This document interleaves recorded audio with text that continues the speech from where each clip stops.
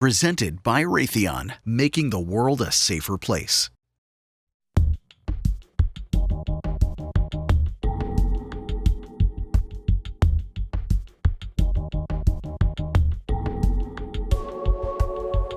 That music. This week on Campaign 2018 Election Hacking, we examine the fastest growing hacking trends around the globe and the risk they pose to election security, from weaponized artificial intelligence to bots working to crack passwords, all the way to the vulnerability of each of our interconnected smart devices. All this emerging technology is actually helping hackers attack elections faster than policies can keep up. This week, CNET senior producer Dan Patterson spoke with Google's Mark Risher.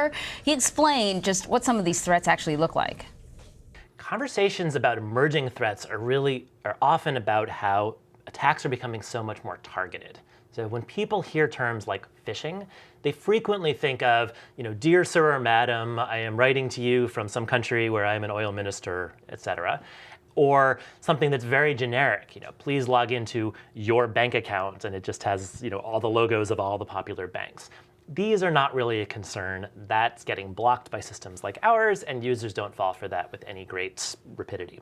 What is a challenge is attacks that are specially tuned and targeted to the individual. And frequently what we see is the attackers, the criminals, doing some research in advance. So maybe they look at a social media profile to find out where you live, where you work, who are some people you might know, and then add that information to increase the credibility and the verisimilitude of their attacks. Dan Patterson joins us now to talk about all of this. And Dan, phishing is something people are familiar with. They get it. But how specifically, as a tactic to interfere in an election, is it being used now? Yeah, so a few weeks ago, we talked to Kevin Mitnick about spear phishing, right? This is a finely crafted email designed to target someone like John Podesta of the Clinton campaign. Right. Well, as we see with artificial intelligence, or what we call automation, attackers are able to target, just like with Podesta, at very large scale. So if you think about all of these campaigns, especially during the general election, they are very underfunded. So are grassroots organizations on both sides of the aisle, right? There is just not enough time, money, or bandwidth to look at all of the attacks that might be inbound. Automation kind of scales that threat footprint across all of the underfunded campaigns and allows targeted attacks like phishing to occur on a very large scale. Typically when you buy one device, you buy other devices that can connect together. You want to stay in the same universe, right? Whether you're an Apple person or whatever. But that's making us more vulnerable as well. Yeah, right. So this is called IoT, right? The jargon means the Internet of Things, and that's all of these small interconnected devices that we see around the world. This is not just in our personal devices, our consumer devices. It's also happening in the industrial world. I actually spoke with Microsoft's Diana Kelly. She is the Field Chief Technology Officer, and she talked about how IoT feeds the data that helps train artificial intelligence systems. Let's check it out. Yeah, it's likely that in the future the threats are going to take more and more advantage of those 9 billion devices that are coming online. So as that attack surface being very broad, so looking at attacks where the malicious actors are going to be trying to get in anywhere they can, whether it's going to be your toaster, which this sounded like fantasy 20 years ago when I was in the business, and now yes, we do actually have smart toasters now. So your toaster, your car, your garage door, your baby monitor, in business, elevators, building automation systems, the heat sensors, for example, fire suppression in data centers.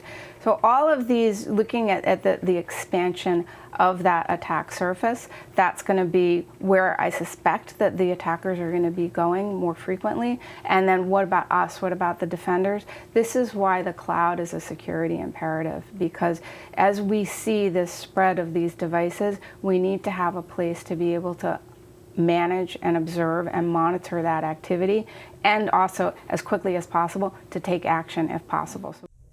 And it makes you wonder who's policing the cloud, right? Who's putting the security yeah. layers in place, since all of our information from connected devices into how AI is used is all in one place. You're looking at this from an election interference angle. So how is these coordinated attacks and artificial intelligence and all this data being used to tip elections? So this is really fascinating. Both Google and Microsoft presented this as kind of computer versus computer, or algorithm versus algorithm. And while each campaign, it's very difficult for them to have the same type of sophistication maybe a Google might have in terms of account security, fortunately both Google, Microsoft, and other large technology firms are working on solutions so that, just like Diana said, we can use the cloud to prevent automation from attacking accounts and accessing them in the same way Podesta was attacked. Now, this really is a war where we see incremental improvements on both the attacker and the defender side.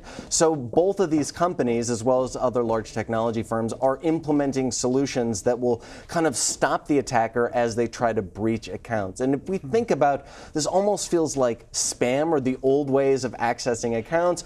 Kind of older technology is being infused with new technology, and new threats represent old threats. It's a really fascinating world where data created by IoT feeds artificial intelligence systems that try to hack accounts in the ways that spear phishing did just 4 years ago. I find it so interesting whenever we talk to you that, the companies are trying everything they can to sort of plug these holes, but then we talk about phishing and we talk about spam, and we're the problem. We're the security breach right here. The nature of clicking on things Completely. and being curious and sharing things. Wait till the computers find out.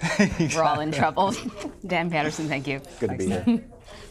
Now, for more of Dan's reporting on all of this, check out cbsnews.com/election hacking. Our election hacking series continues next week. We'll speak with Dan about potential hacking threats to next month's midterms and beyond. And all of his great reports are posted online right now. We'll have more on CBSN with this next week.